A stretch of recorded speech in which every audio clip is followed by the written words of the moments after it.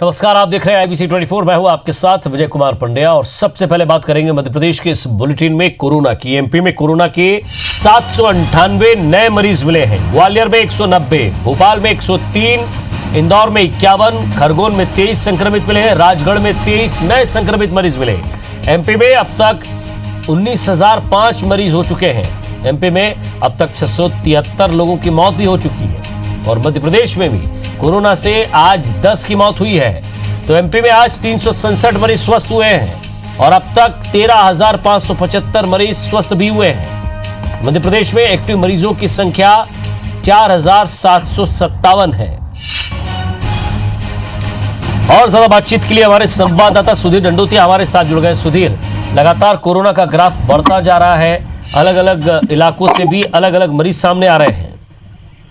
बिल्कुल मुझे देखिए, आज रिकॉर्ड जो है 798 नए केस मध्य प्रदेश के अंदर पाए गए हैं। ये अपने अंदर एक बड़ा चिंता है क्योंकि मध्य प्रदेश के अंदर कल जो संख्या थी 584 मरीजों की, वो अपने आप में सबसे ज्यादा मानी जा रही थी। लेकिन आज 798 नए केस सामने आने के बाद में पहली बार इतनी बड़ी संख्या में मरीजों की जो तादाद है कोरोना पॉजिटिव की, वो सामने निकल कर आई है। ग्वालियर की अगर बात की तो यहाँ पर संक्रमण की स्थिति लगातार बनी हुई है और 190 नए केस ग्वालियर के अंदर सामने निकल कर आए। भोपाल के अंदर 103, इंदौर में 51 नए पॉजिटिव मरीज मिले। इसके अलावा खरगोन, राजगढ़ में 23 नए मरीज कोरोना के पॉजिटिव पाए गए हैं। तो मध्य प्रदेश की बात करें तो अब तक कुल मिलाकर 19,005 नए कोरोना के माफ कीजिएगा अब तक पॉजिटिव मरीज पाए गए हैं। लिहाजा जो आंकड़ा मध्य प्रदेश के अंदर तेजी से बढ़ता हुआ नजर आ रहा है और खासकर बात करें जो मृत्यु दर में लगातार संक्रमण के बाद में इजाफा देखने को मिला है क्योंकि पिछले 24 घंटे के दौरान 10 नए लोगों की मौत हुई है और 367 मरीज जो है वो पूरी तरह स्वस्थ होकर अपने घर पर गए हुए हैं। एक्टिव केस की अगर बात करें तो मध्य प्रदेश के अंदर 4,757 एक्टिव केस विजय बने हुए हैं। लेकिन जो संख्या थी इसमें अचानक से तेजी देखने को मिली है। खासकर अगर बात किया तो भोपाल की, ग्वालियर और मुरैना की अगर बात करें तो यहाँ पर संक्रमण के दर में काफी तेजी देखने को मिली है। लिहाजा ग्वालियर के अंदर 7 दिन तक टोटल लॉकडाउन का फैसला लिया गया है। लगभग कर्फ्यू जैसी स्थिति बनेगी। भोपाल के अंदर भी अगर कुछ जगह जैसे इब्राहिमपुरा के अंदर हमने बताया था कि 7 दिन का लॉकडाउन किया गया था, लेकिन अगर स्थिति बढ़ती है तो यहाँ कुछ इलाकों में सख्ती की जा सकती है। हालांकि प्रदेश के गृह मंत्री ने बिल्कुल साफ किया है कि मध्य प्रदेश में टोटल लॉकडाउन की स्थिति पूरे प्रदेश में लगाई जाए, ये बिल्कुल भी नहीं किया जाएगा। पर लेकिन कई जिले जहाँ पर बढ़ते हुए मामले सामने निकल कर आए हैं वहां पर लॉकडाउन की तरफ एक बार फिर से जिला प्रशासन ने फैसला लिया है और ये पूरा फैसला जो है बढ़ती हुई मरीजों की संख्या के मद्देनजर जो लेना है वो स्थानीय स्तर पर सरकार के द्वारा जो क्राइसिस मैनेजमेंट समिति बनाई गई है उसके द्वारा लिया गया है। विजय, शुक्रिया सुधीर इस तमाम बातचीत के लिए। मध्य प्रदेश में सियासत इस वक्त कई मोर्चों पर हो रही है और ये सिर्फ कांग्रेस बीजेपी के बीच ही नहीं, पार्टियों के अंदर ही अंदर तेज हो रही है। और ऐसी ही हलचल तब शुरू हो गई जब उमा भारती से मिलने ज्योतिरादित्य सिंधिया उनके बंगले पर पहुंचे। इस मुलाकात पर कई सवाल उठने लगे हैं। क्या ये बीजेपी में जल्द से जल्द स्थापित होने के लिए सिंधिया की कोशिश है या फिर उमा भारती के वापसी का रूट मैप?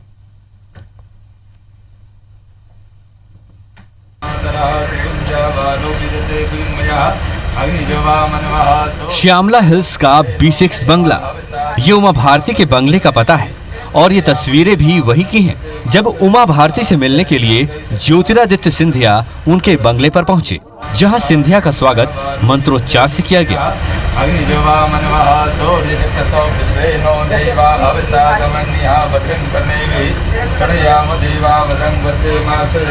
इसे आप बदलती बीजेपी, बदलते सिंधिया और बदलती उमा भारती के तौर पर भी देख सकते हैं।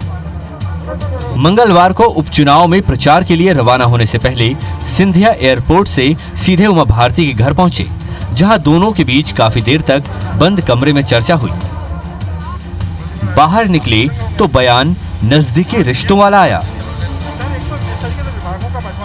तो मैं ज्योतिरादित्य को तब से जानती हूँ, जब वो पैदा ही हुए बालक थे, तो मेरे लिए उनका ये संबंध है ना, ये हमेशा रहा है। जब यहाँ कांग्रेस की सरकार थी तब, जब यहाँ भाजपा की सरकार थी तब, जब केंद्र में कांग्रेस की सरकार थी तब, भयानक वाला आशीर्वाद है, प्रचंड मेरा आशीर्वाद है। उनका नाम ही ज्योतिरादित्य है, वो जगमगाएंगे। उमा भारती जी के साथ मेरा एक पारिवारिक संबंध है और आज भाजपा में प्रवेश लेने के बाद मेरा दायित्व बनता है कि मैं उनका आशीर्वाद दूं। वैसे तो इसे सामान्य मुलाकात माना जा सकता है, लेकिन पिछले कुछ दिनों की मध्य प्रदेश की राजनीति में उमा भारती को देखकर कई सवाल खड़े होते हैं। कुछ दिन पहले उमा भारती ने विकास दुबे को लेकर सीएम और गृह मंत्री से बात करने को कहा था। उमा के कट्टर समर्थक प्रद्युम्न लोधी कुछ दिन पहले ही कांग्रेस छोड़कर बीजेपी में शामिल हुए।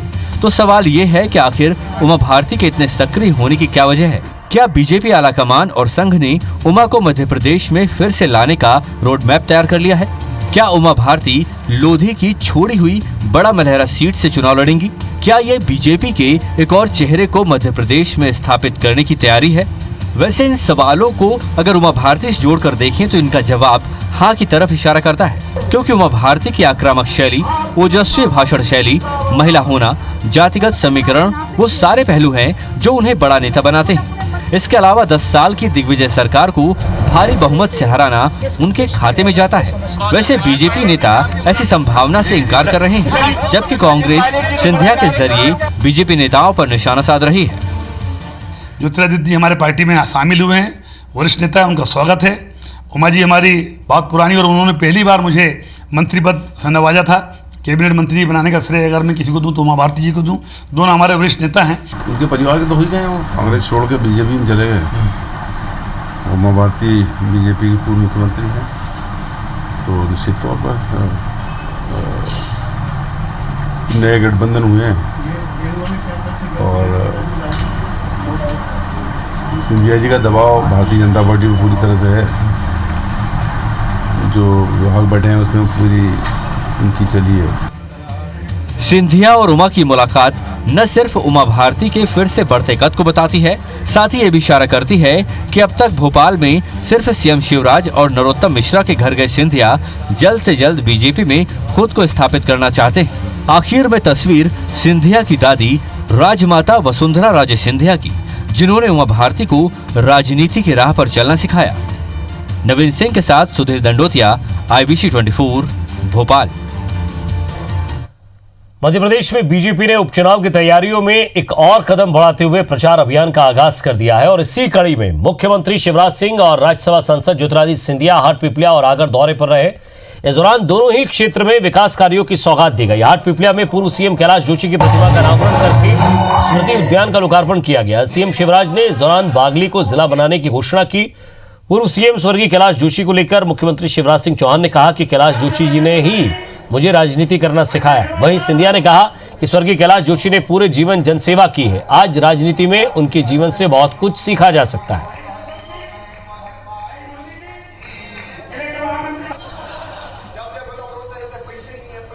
एक साइड वो दल है जिसने प्रजातंत्र का लॉकडाउन किया था और एक साइड ऐसे प्रधानमंत्री हैं जिन्होंने लोगों की जान बचाने के लिए लॉकडाउन किया। कांग्रेस में रहकर भी मैंने आपातकाल का विरोध किया था। जितने विकास के काम आगर में भारतीय जनता पार्टी ने किए, शिवराज ने किए, बताओ कभी 50 साल में कांग्रेस ने किए थे क्या? आगर को जिला बनाने से लेके आज वो सारे काम कराना नहीं चाहता। राहुल गांधी जी ने कह दिया था कि हम जो है किसानों का कर्जा माफ अगर 10 दिन के नहीं होगा तो हम मध्य प्रदेश का मुख्यमंत्री बदल देंगे। भैया इतनी बड़ी संख्या में लोग यहां पर बैठे, किसी का कर्जा माफ हुआ था क्या?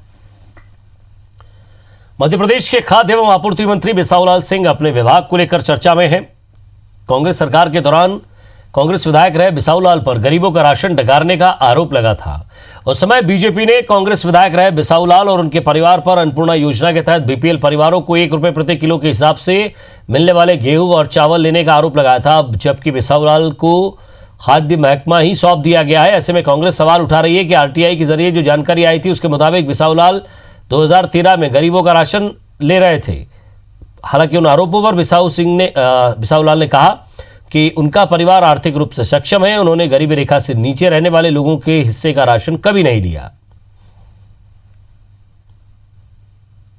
जनता जवाब चाहती है कि क्यों एक राशन चोर को राशन का मंत्री बनाया गया, खाद्य मंत्री बनाया गया। कहीं ना कहीं मध्य प्रदेश की जनादेश का ये अपमान लगातार आप कर रहे हो। अनूपपुर के जिला प्रशासन और अनूपपुर के आम जनता इस बात को भली बात जानता है कि मैं अपने क्षेत्र का सबसे बड़ा किसान व्यक्ति हूँ और मैंने कभी भी राशन लेने के लिए कोई कार्ड के लिए आवेदन नहीं दिया। इंदौर के शहरी इलाके से लगे निपानिया गांव में शमशान भूमि पर अवैध कब्जे का बड़ा मामला सामने आया, क्योंकि यह इलाका सांवेर विधानसभा में आता है। लिहाजा कांग्रेस ने मंत्री और बीजेपी के संभावित प्रत्याशी तुलसी सिलावट और उनके समर्थकों पर अवैध कब्जे का आरोप लगाया है।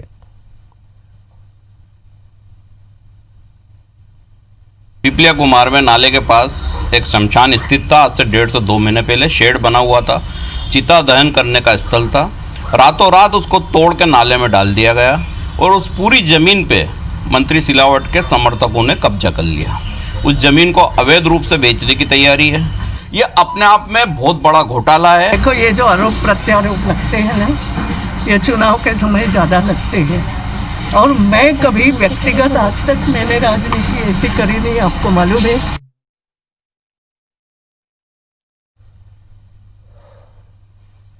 कांग्रेस ने जल संसाधन मंत्री तुलसी सिलावट पर जिस तरह के आरोप लगाए हैं कि शमशान भूमि को उनके समर्थकों के द्वारा और उनकी शह पर यहाँ पर कब्जा किया जा रहा है, तो ये वो शमशान भूमि है जो पहले नगर पंचायत निपानिया की तरफ से अधिकृत की गई थी, जहाँ पर ये शमशान भूमि होनी थी। लेकिन समय के साथ में शमशान भूमि पर कब्जा हो गया और इसके बाद जो एमआर रोड है उसके पास में छोटी जगह पर नया यहाँ पर शमशान बनाया जा रहा है। इस पूरे मामले को कांग्रेस को तो आपत्ति है ही, वहीं साथ ही साथ जो यहाँ के रहवासी हैं वो भी इस मुद्दे को लेकर लगातार आवाज़ उठा रहे हैं। हमारे साथ मौजूद है शर्मा सर। सर, क्या है पूरा ये मामला? मैं 2016 से इस मामले को लेकर नगर निगम आयुक्त, माननीय कलेक्टर महोदय, महापौर महोदय, इन सभी के पास मैं अपना आवेदन देता रहा हूँ कि यहाँ पे जो मेन रोड के साथ लग के खुले में क्रिमेशन हो रहा है, शवदाह संस्कार हो रहा है, ये उचित नहीं है, गलत है। ये अभी रिसेंटली पता लगा कि नगर निगम ने इसका टेंडर कर दिया है, तो फिर हम इस काम को तेजी लेके आए हैं और अब हमारा है कि हम इस मामले को कोर्ट में लेके जाएं, माननीय न्यायालय से हम इसकी गुहार लगाएं कि ये जो भी हो रहा है ये गलत हो रहा है। ये कौन व्यक्ति जिन्होंने इस पर कब्जा किया है? इसके बारे में मुझे जानकारी नहीं है, लेकिन ये नगर पंचायत निपानिया के द्वारा बनाया गया शमशान था। इसके पहले यहाँ पे टिन शेड भी था, बाकायदा प्लेटफॉर्म बना हुआ था और पहले शवदाह यहाँ पे होती भी रहे हैं। सुन सकते हैं यहाँ के जो रहवासी संघ है उनकी कितनी परेशानियाँ हैं कि ठीक जो उनकी कॉलोनी है उसके एंट्री गेट पे ही जिस तरीके से अवैध तौर पर शमशान घाट बनाया जा रहा है, जबकि पहले से चिन्हित जो शमशान घाट था जहाँ पर नगर पंचायत ने चिन्हित किया था उस पर अवैध कब्जा हो चुका है। कैमरा पर्सन नंदन के साथ दीपक यादव, IBC 24 इंदौर। मध्य प्रदेश में 25 सीटों के लिए होने वाले उपचुनाव में सबसे हॉट सीट सांवेर को माना जा रहा है। यहां पर कांग्रेस से भाजपा में गए प्रदेश के जल संसाधन मंत्री तुलसी सिलावट की प्रतिष्ठा दांव पर लगी है। भाजपा ने सभी मतभेदों को खत्म कर अब सिलावट को जिताने के लिए हर एक मोर्चे को अहम जिम्मेदारी सौंपी है। सिलावट को जिताने के लिए महिला मोर्चा ने चुनाव से पहले ही मैदान संभाल लिया है। तुलसी सिलावट को जिताने के लिए महिला मोर्चा ने हर हर मोदी, घर घर तुलसी के 3 दिनी अभियान की शुरुआत की। अभियान का आगाज निपानिया गांव से किया गया। हर हर मोदी, घर घर तुलसी अभियान का जायजा लिया IBC 24 के संवाददाता शालिनी हार्डिया ने। मध्य प्रदेश में उपचुनाव की तैयारियां जोरों पर है। सबसे ज्यादा मध्य प्रदेश में हॉट सीट कई मानी जा रही है तो वो सांवेर विधानसभा है। यहाँ पर सीधे प्रतिष्ठा तुलसी सिलावट की दांव पर लगी है और इसी के चलते महिला मोर्चा ने जो जिम्मा है वो संभाला है। इसी के चलते लगातार कुछ नए अनूठे प्रयास के माध्यम से जनसंपर्क साधा जा रहा है। एक अभियान छेड़ा है भारतीय जनता पार्टी ने, हर हर मोदी, घर घर तुलसी, जहाँ पर सरकार की योजनाओं का तो बखान किया जा रहा है, साथ ही साथ जो घर घर तुलसी है उसको अलग कहा जा रहा है। तो किस तरह की तैयारियां है उसको समझने की कोशिश, जनसंपर्क अभियान है ये एक तरफ का, उसको समझने की कोशिश करते हैं। मालिनी जी हमारे साथ है, किस तरह का अभियान है और कितना सार्थक रूप लेगा? पहुंच गया है मालिनी भाभी भी आ गई है। बिल्कुल, जो भारतीय जनता पार्टी का उपचुनाव है उसको देखते हुए सभी महिला मोर्चा ने घर घर तुलसी, घर घर मोदी, घर घर तुलसी का नारा देते हुए सभी घर घर में जनसंपर्क शुरू कर दिया है। महिला मोर्चा को घर घर तुलसी बांटने का जिम्मा दिया है। आज सभी महिला मोर्चा की बहनें, महिला मोर्चा के अध्यक्ष, हमारी राष्ट्रीय पंचायत ग्रामीण विभाग की सदस्य अंजू भाभी, पद्मा जी, हमारी सभी महिला मोर्चा की बहनें, हम सभी घर घर जाकर तुलसी के पौधे और तुलसी की माला का वितरण कर रहे हैं। और हमारा भारतीय जनता पार्टी का अभियान शुरू हो गया है। इसमें महिला मोर्चा को ये दायित्व दिया है। अच्छा, आपसे समझना चाहेंगे, जिम्मेदारी आपके दाम दौर ज़्यादा है, किस तरह का ये अभियान है और ये कितना सार्थक रूप रहेगा? क्या घर घर तुलसी सिलावट दस्तक दे पाएंगे क्या? तुलसी सिलावट जी को घर घर दस्तक देने की आवश्यकता नहीं है। ये हमारा संगठन इतना स्ट्रांग होता है, हमारा हर कार्यकर्ता तुलसी सिलावट है, हमारा हर कार्यकर्ता शिवराज सिंह चौहान है। हम सब कमल के फूल हैं। हम लोग घर घर तुलसी इसीलिए देने निकले हैं। एक तो कोरोना चल रहा है, तुलसी कुछ ना कुछ प्रोटेक्शन देती है, और चुनाव है, इसलिए महिला मोर्चा ने आज 14, 15 और 16 इन 3 दिनों में पूरे इंदौर महिला मोर्चा की बहनें अपने अपने विधानसभा क्षेत्र की अपने अपने विधायक के नेतृत्व में टोली बनाकर सांवेर विधानसभा के हर मंडल को आज छुएंगी। इन 3 दिन में यहाँ के 314 ही बूथ, 5 मंडल के कुल 314 बूथ हैं, 314 ही बूथों को हर घर को छूने के हम प्रयास करेंगे। तो एक अनूठी पहल और इस अभियान के माध्यम घर घर दस्तक कोविड-19 की गाइडलाइन का हवाला के साथ साथ उपचुनाव की जो तैयारी है उसमें तुलसी सिलावट की जितनी बहनें हैं उन्होंने फिलहाल मैदान संभाल लिया है। कैमरा पर्सन संतोष जटवान के साथ शालिनी हाडिया, IBC 24 इंदौर। भोपाल में नाबालिगों के साथ यौन शोषण के आरोपी प्यारे मियां को लेकर लुकआउट नोटिस जारी किया गया है। 30,000 का इनामी प्यारे मियां देश छोड़कर फरार हो सकता है। पुलिस की टीमें प्यारे मियां को तलाशने में लगातार छापेमार कार्रवाई कर रही है। अब तक 2 जगहों पर दबिश दी गई जहां प्यारे मियां की लग्जरी कारें मिली है। शामला हिल्स इलाके में प्यारे मियां का एक फ्लैट मिला है जिसका इस्तेमाल डांस बार के रूप में होता था। यहाँ रसूखदारों के लिए अय्याशी का पूरा सामान जुटा कर रखा गया था। पुलिस ने यहाँ ताला तोड़कर महंगी शराब के साथ ही अय्याशी का सारा सामान जब्त किया। अंसल अपार्टमेंट स्थित फ्लैट में चाइल्ड पोर्नोग्राफी मिली है।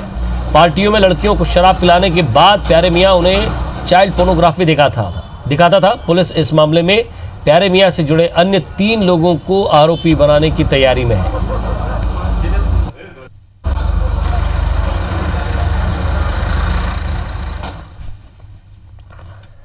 छिंदवाड़ा जिले के हरई थाने के दूलादेव की घाटी में एक ऑयल का टैंकर अनियंत्रित होकर पलट गया। खाद्य तेल के इस टैंकर के पलटने से जैसे ही जानकारी मिली, फिर क्या था, लोग वहां पहुंच गए, जिसे जो मिला उसी में तेल भरकर घर ले गए।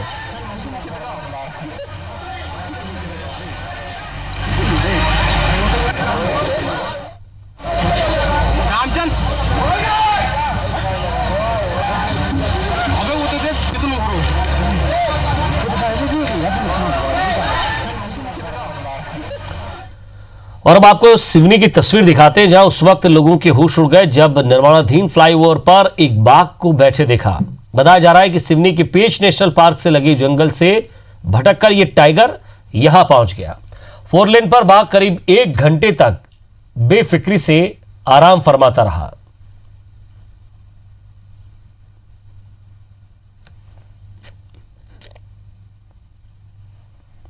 तो सिवनी नागपुर हाईवे पर ये बाघ था, जंगल से भटककर ये फ्लाईओवर पर पहुंच गया था।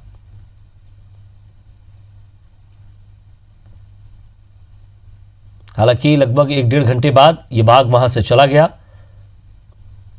लेकिन जब तक ये फ्लाईओवर पर बैठा रहा तब तक नहीं करेगा सर ना, लोगों की सांसें अटकी रही और जाम भी लगा रहा। तो कुछ नहीं करेंगे।